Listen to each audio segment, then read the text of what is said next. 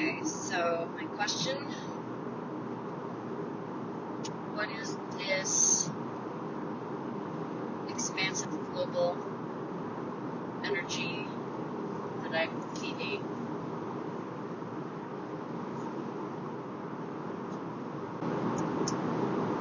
It's a collective sigh.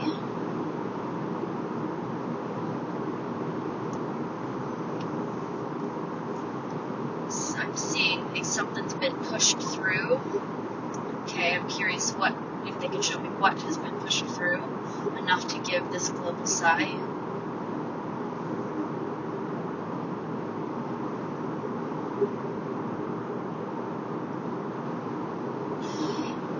Okay, point of no return. Interesting. I want to cry.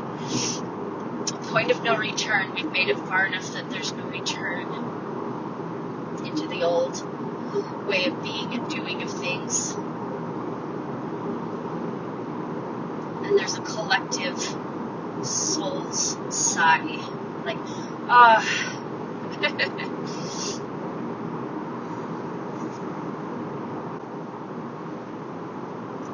Still going to be a lot of upheaval, a lot of turmoil. There's still a lot of unwinding happening as a soul, as a collective soul.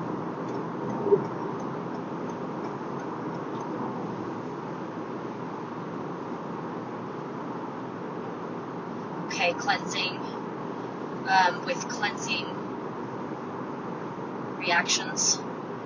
So like when you're cleansing, oftentimes you get headaches and belly aches and body aches. So what I'm seeing is there's a lot of that's happening, a lot of cleansing happening, and so there's going to be a lot of cleansing results. Okay. And still lots and lots of vulnerability. Okay. So I'm seeing a certain group of people that are devoted to, feels like a peaceful, okay, got more clear on that. So what I saw initially, and I didn't understand this until just barely, they showed me a third of the population is like more peaceful, but I didn't quite understand what they were trying to show me with that. A third of the population of humanity has done enough work on themselves emotionally, intuitively, spiritually, physically, that they are not experiencing or willing to jump into the fight that's occurring. A third of the population. So there's still 2/3 of it that's fighting, and that's one of the reasons why it feels like it's such a big thing. Okay, hang on.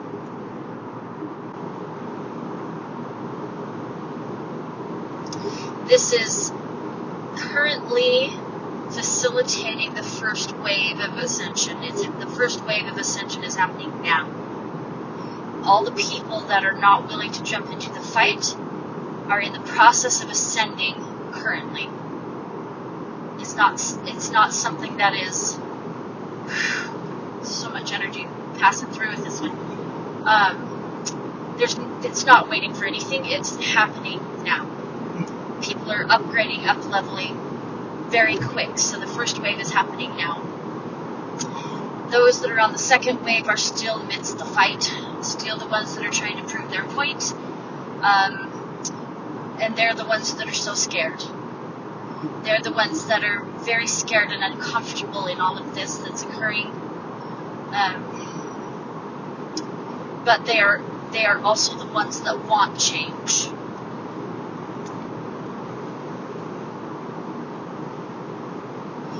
The third group of people are the ones that are in full-on resistance to the change of ascension, to ascension occurring, to ascension happening. They're the fighters for slavery. They're the ones wanting slavery, the ones benefiting from slavery. They are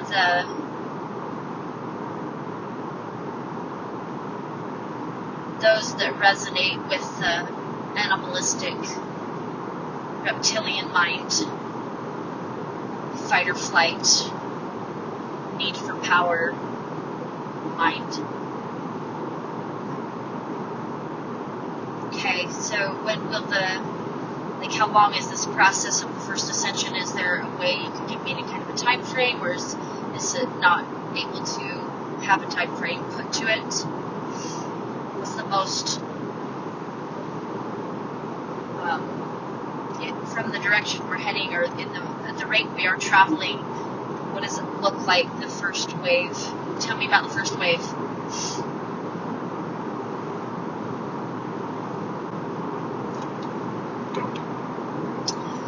First off, we're on the upturn of the wave. We have not peaked as the first wave yet. It's on the uptick. The first wave looks like it peaks in about sometime between 4 and 6 months.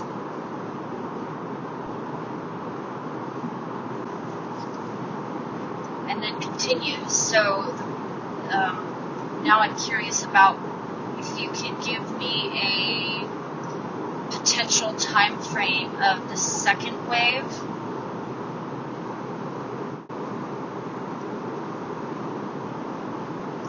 Second wave's a little slower. It's going to take a little bit more time. The people that are currently going to be riding the second wave,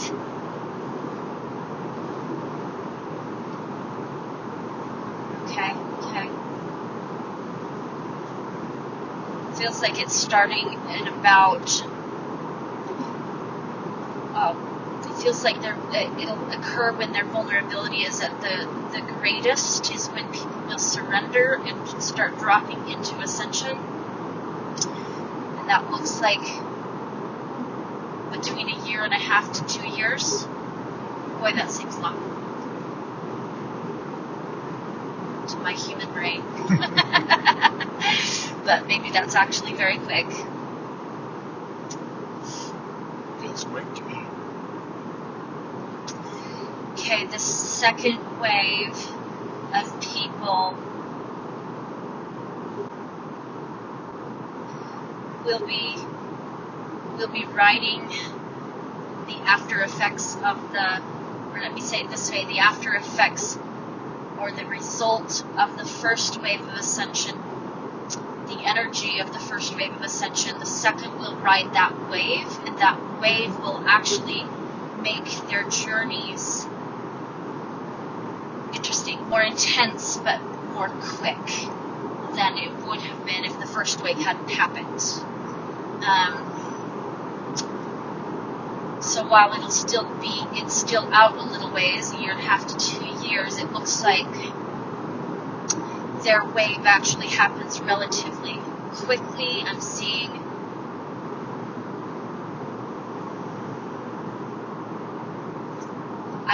foreseeing a very raw experience for them.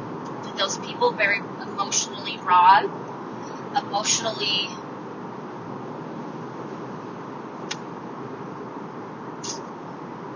fatigued, emotional. It's like an emotional battering, so that they will release and let go and drop into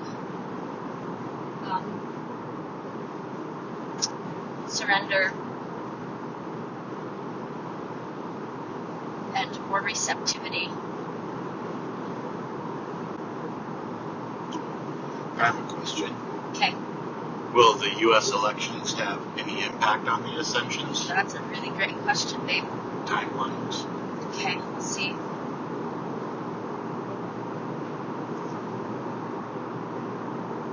Okay, this is a loaded question. They're saying this is a loaded question. There's a lot of ins and outs to this one, so I'm going to do my best to give it to you in pieces.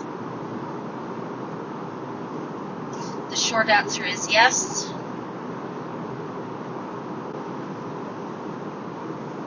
The first wave of ascension is actually facilitating who will be in the office, who will be called in as president.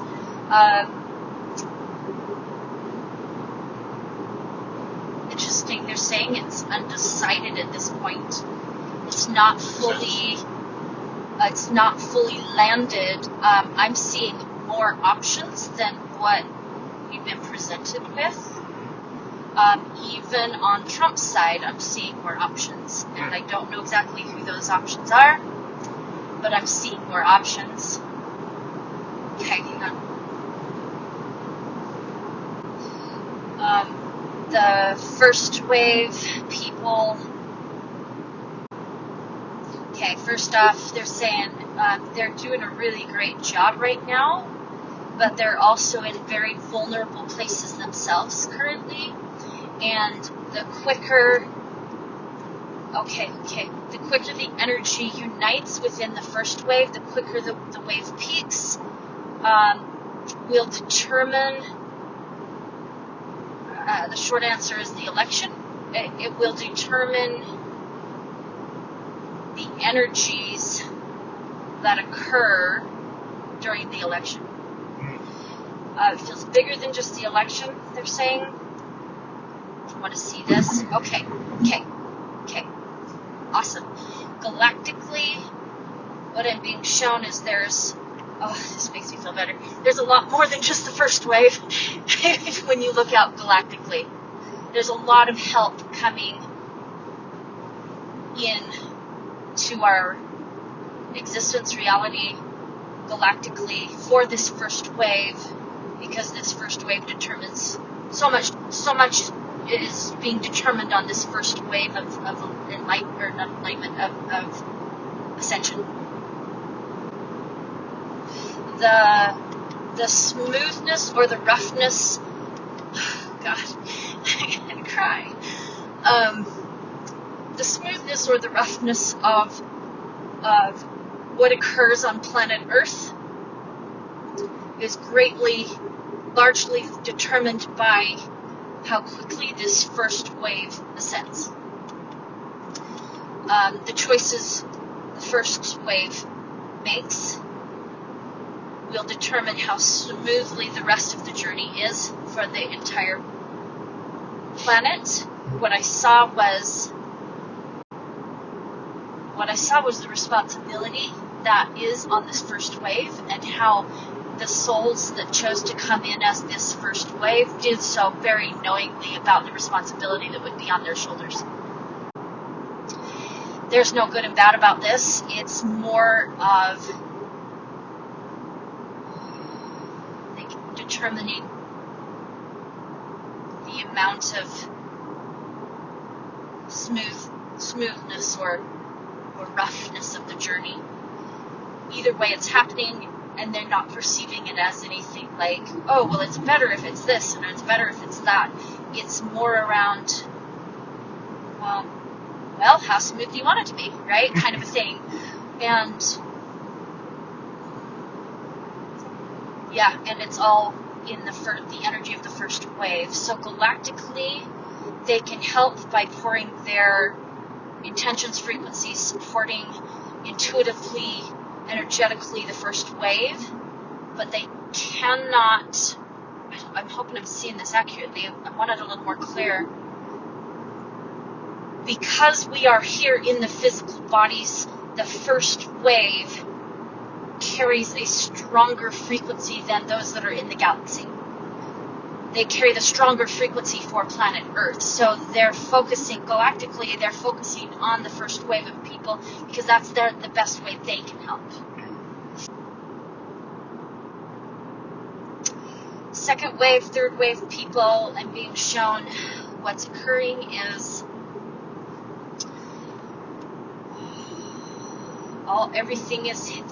everything that is hidden is brought to the surface to be looked at, addressed, and healed, removed, taken care of, cleaned up, etc. Unwound, reprogrammed, looked at, faced, embraced.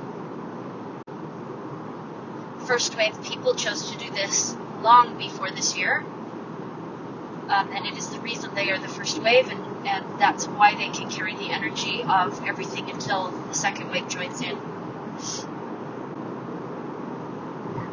I'm still curious about this point of no return I was shown. Love more insight and awareness, and anything you can tell me about that piece specifically. Okay, so what I'm being shown is an unearthing. It feels like information. An unearthing of information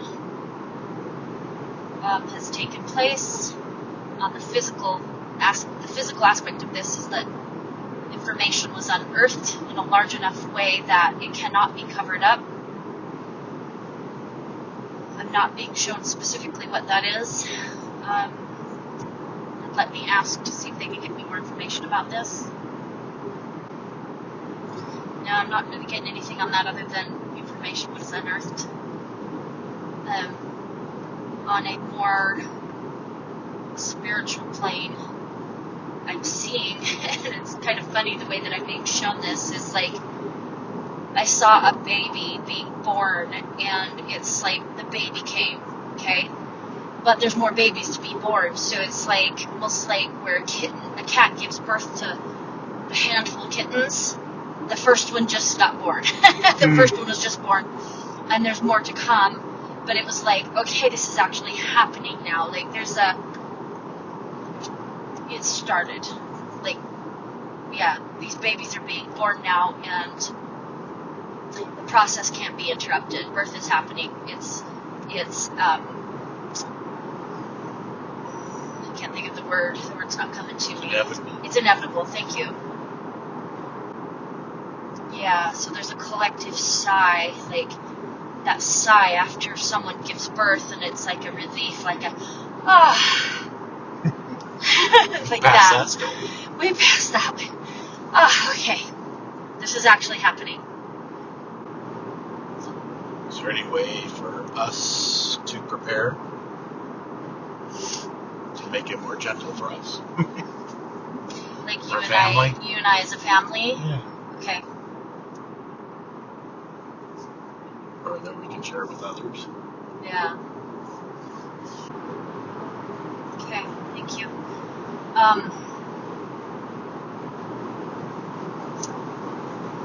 Purge within your own families anything that is hidden, untalked about, unaddressed. Bring it to the light, embrace it, work for unity and peace within the family unit, so that the more family units that are living in peace will determine the global, because everything outside is a mirror reflection of inside, right? So within the family unit, the smaller family, the immediate family, will affect the larger family as a whole, the earth family.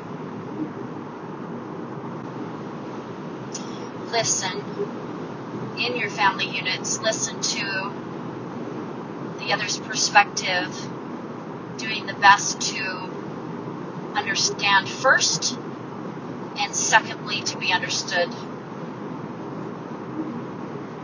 When you do this, compassion is ignited within the hearts. Now I'm curious if there's anything to prepare beyond that at a physical level, thinking finances, financial, anything that, do we need to be focused on that at all? Like, is there anything around that we need to look at and address? Addressing addictive behaviors. That's the first thing I saw. I'm not being shown anything like stocking up on food or having a surplus of income in the bank. I'm not seeing anything like that. What I'm seeing more than anything is what I've mentioned. We'll facilitate whatever needs to occur in the moment, if that makes sense. So like, if you're addressing family stuff, if you're addressing your addictive behaviors, if you're creating that peaceful thing within the family, the other stuff kind of takes care of itself because you don't need it to be painful. Yeah, okay. So, and as we take care of family stuff, that begins to ripple outward into the larger family, to where we're taking care of and supporting other people that may not have families in healthy units. I don't know how to say if that came out right exactly.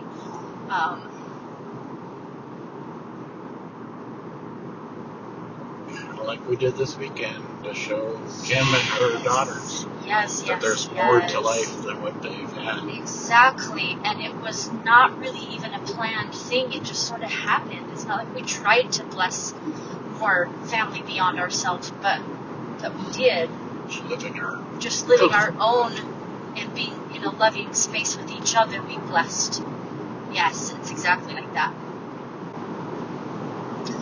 Okay, needing to wrap it up. I'm getting nauseous. So I'm just thanking them for giving us information in a clear and direct way, for supporting us.